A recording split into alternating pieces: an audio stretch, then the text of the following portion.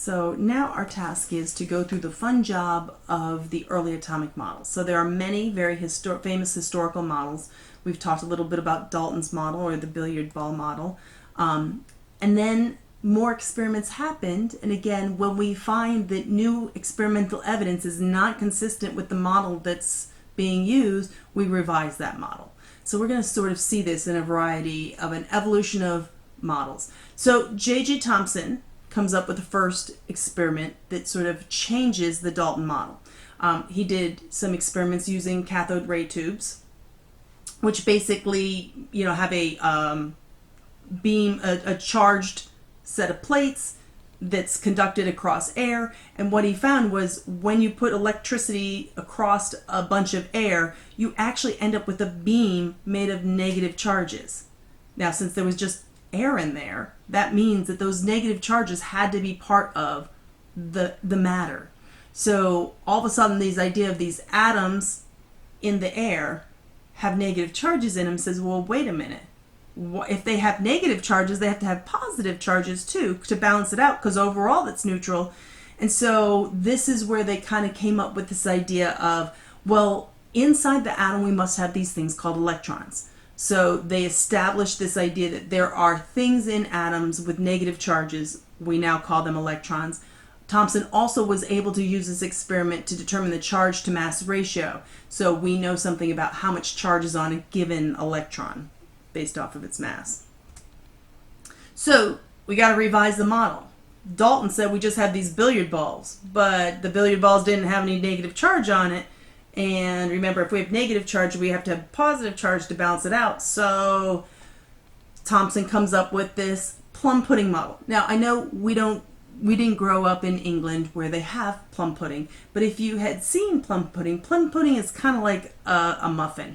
So, it is this sort of a soft, moist pastry with raisins in it.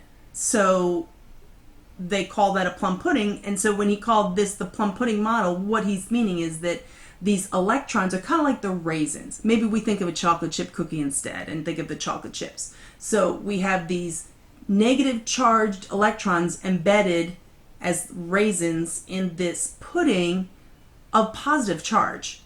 And so if you have positive charge but negative electrons in it, then that would balance out and you'd have a neutral atom. So we start to talk about things being inside the atom. The atom is no longer indivisible because there's things that are smaller than the atom inside the atom. So we start coming up with this idea of subatomic particles. So this model is called the plum pudding model. So there is no positive particle, it's just like a plasma of particle charge, like a pudding of positiveness that's canceling out. Now the electrons are actual little dense particles. Okay, so I don't really have pictures of these, but remember, again, you can't revise your model till you have a whole bunch of experiments. So the next big revision in the model builds off of these experimental results. So Robert Millikan went on and did more studies with the electron to actually determine what is the mass of the electron. So we now say that the electron is actually a particle of matter of itself. It has mass and it has volume. And he was able to use, based off of some charge, we knew the mass to charge ratio from Thomson, and from that he could build on that and come up with the mass of an individual electron.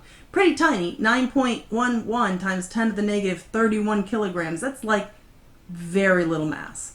And then Becquerel had discovered radioactivity, and we start finding that there are radioactive particles and things like gamma rays and alpha particles.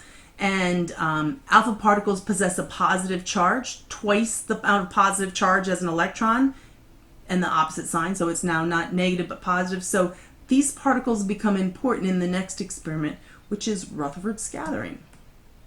So Ernest Rutherford did an experiment in which he made a very thin foil of gold. So it's basically a sheet of gold atoms. And he shoots these alpha particles at it. Again, these are positively charged particles. And what we find is that he expected in the plum pudding model that they were all going to be, that because the positive charge was kind of over a large area, it's just a pudding, that basically these these positive alpha particles were going to hit electrons and be deflected, and then they were not going to travel very far once they kind of got into the pudding.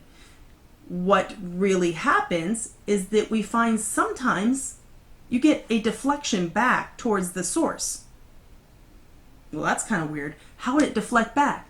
Well, if a positive charge is being shot at another positive charge, and it's enough positive charge, instead of being spread around, it's in one area, then that will start to repel and it will bounce back, right? So this is where we start recognizing that it's not a pudding, but rather that there are some dense positive charge in the center of the atom.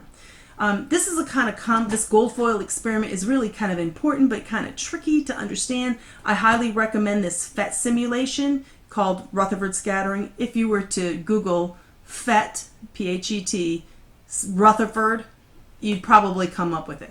And you can actually play with it and try, okay, what if you had the plum pudding model? Well, what if you replace it with the nuclear model, which is what we're going to revise to in just a second.